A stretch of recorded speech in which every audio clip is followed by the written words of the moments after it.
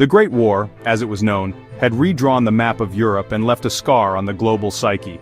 The world was still reeling, still trying to heal from the unprecedented devastation of the First World War. Entire generations were lost, empires crumbled, and the very foundations of society seemed shaken. The Treaty of Versailles, intended to secure lasting peace, instead sowed the seeds of future conflict. It placed the full blame for the war on Germany. Germany was not only humiliated by the treaty but also economically crippled by the heavy reparations it was forced to pay. This created widespread poverty, hyperinflation that wiped out savings, fueling resentment and a desperate hunger for change. The German people felt betrayed and abandoned by their leaders. Amidst this chaos and despair, a charismatic and ruthless figure rose to prominence: Adolf Hitler. He skillfully exploited the public's anger and disillusionment. Promising to restore Germany's lost glory and its position as a world power, Hitler offered a vision of national rebirth and strength. His message resonated deeply with a population yearning for a return to greatness. He also scapegoated minority groups, blaming others, especially Jews, for the nation's economic woes and perceived decline. This hateful rhetoric found fertile ground in a society already fractured by economic hardship and political instability. In Italy, Benito Mussolini's fascists, with their own brand of aggressive nationalism, dreamed of a new Roman Empire, seeking to reclaim Italy's past grandeur and dominate the Mediterranean. Meanwhile, Japan, driven by a desire for resources and regional dominance, embarked on a path of military expansion in Asia, starting with the invasion of Manchuria. They sought to create a greater East Asia co-prosperity sphere, but in reality it was a plan for Japanese hegemony. These three nations, Germany, Italy, and Japan, each driven by their own expansionist ambitions and grievances, began to find common ground. They formally aligned, forming the Axis powers, united by a shared ideology of militarism, authoritarianism, and a profound contempt for democracy and international law. As Hitler openly defied the Treaty of Versailles and rapidly rebuilt Germany's military might, the world watched with growing alarm. Britain and France, still haunted by the horrific memories and staggering losses of the last war, desperately tried to maintain peace through a policy of appeasement, hoping that by giving in to Hitler's initial demands they could avoid another devastating global conflict and preserve peace in Europe. But Hitler's ambitions were insatiable. His appetite for conquest only grew with each concession. First, Austria was annexed into the German Reich, a move known as the Anschluss. Then, the Sudetenland, a region of Czechoslovakia with a large German-speaking population, was seized. And soon, in blatant violation of international agreements, all of Czechoslovakia fell under Nazi control. The world watched with a mixture of fear, anxiety, and uncertainty as the situation in Europe spiraled out of control. It became increasingly clear that the policy of appeasement had failed to prevent war and had only emboldened Hitler. On September 1, 1939, the inevitable occurred.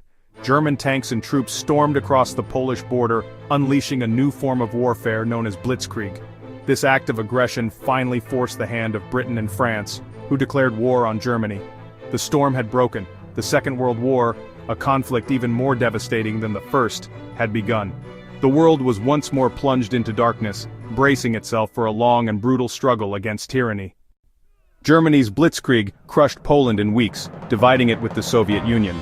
A tense lull followed in Western Europe, the Phony War. But it ended abruptly in spring 1940. Germany invaded Denmark, Norway, then swept through Belgium, the Netherlands, and into France, bypassing the Maginot Line.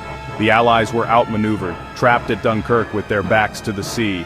In a desperate rescue, hundreds of civilian boats helped evacuate over 338,000 soldiers across the Channel.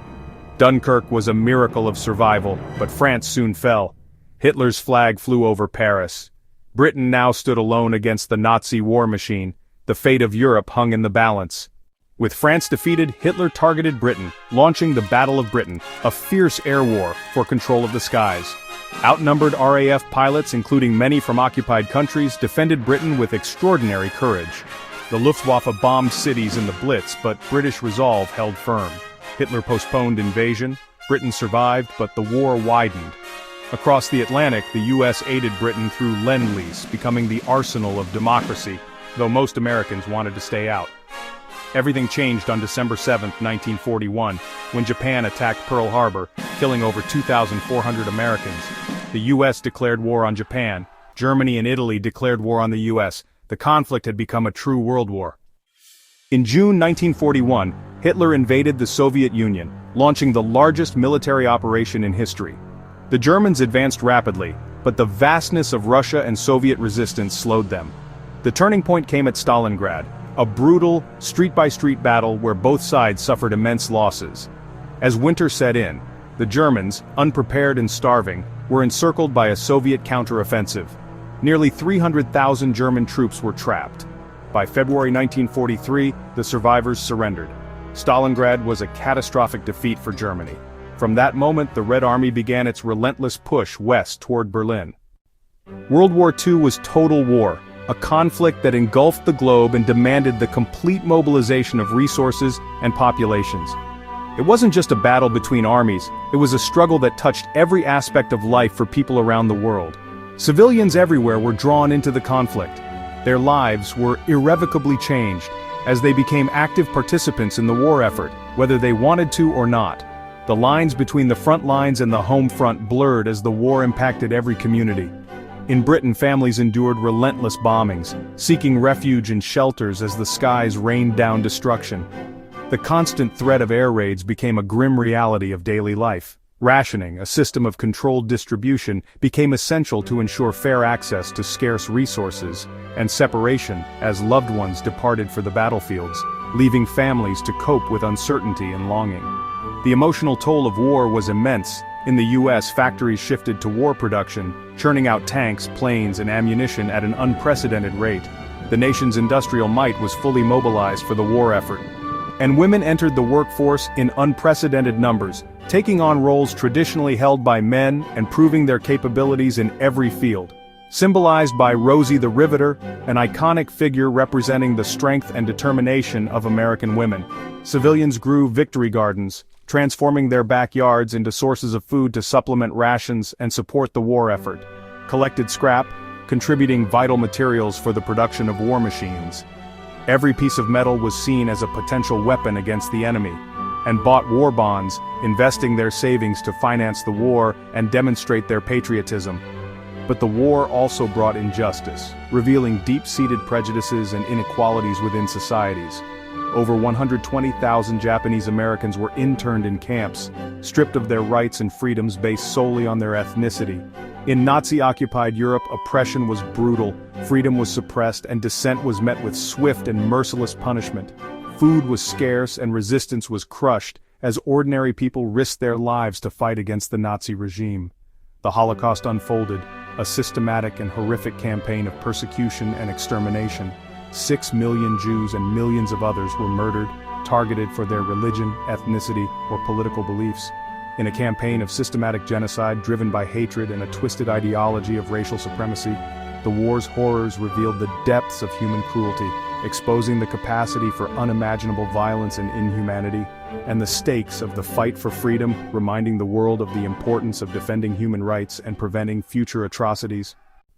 By 1944, the Allied forces were mounting a large-scale offensive on multiple fronts. The Soviets relentlessly pushed westward from the east, driving back the German armies. Simultaneously, the Allies launched a campaign, invading Italy from the south. But the decisive blow, the turning point, came with Operation Overlord, D-Day, on June 6, 1944. Over 156,000 Allied troops stormed the heavily fortified beaches of Normandy. They faced fierce resistance, especially at the infamous Omaha Beach. Through immense courage and sacrifice, they secured a crucial foothold in France. Paris was liberated in August of that same year.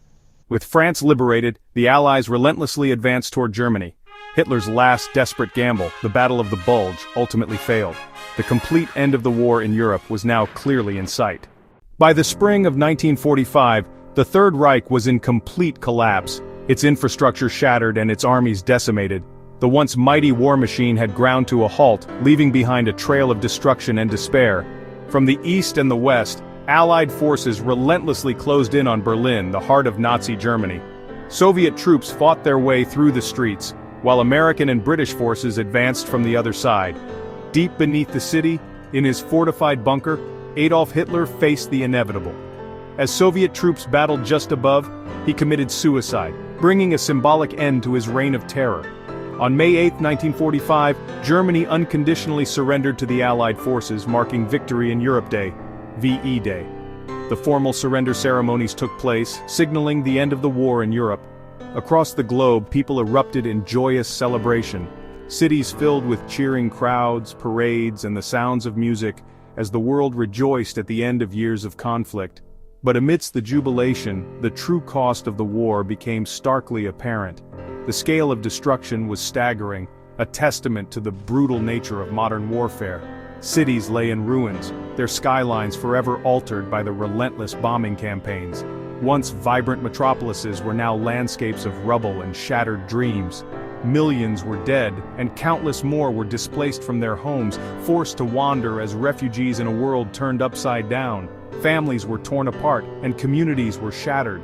The liberation of concentration camps revealed the full horrors of the Holocaust, exposing the systematic genocide perpetrated by the Nazi regime. The world was confronted with unimaginable cruelty and inhumanity. Even with Germany's surrender, the war raged on in the Pacific, where the US faced fierce and unwavering resistance from the Japanese Empire. The battles were brutal, and the casualties mounted. Faced with the prospect of a bloody and protracted invasion of the Japanese mainland, American military planners considered their options. The potential cost in lives was staggering. In a momentous and controversial decision, President Harry Truman authorized the use of atomic bombs in an attempt to force Japan's surrender and bring a swift end to the war.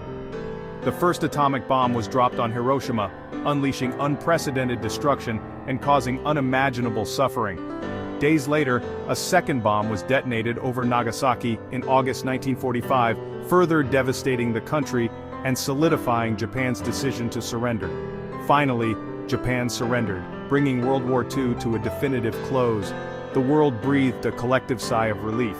The war had fundamentally reshaped the world, leaving an indelible mark on the global landscape and ushering in a new era of international relations. Old colonial empires crumbled, and the United States and the Soviet Union emerged as the dominant superpowers, setting the stage for the Cold War.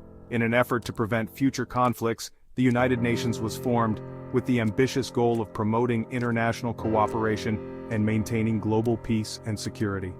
The lessons of World War II, about the dangers of unchecked aggression, the horrors of racism and intolerance, and the immeasurable price of freedom, must never be forgotten. They serve as a constant reminder of the fragility of peace.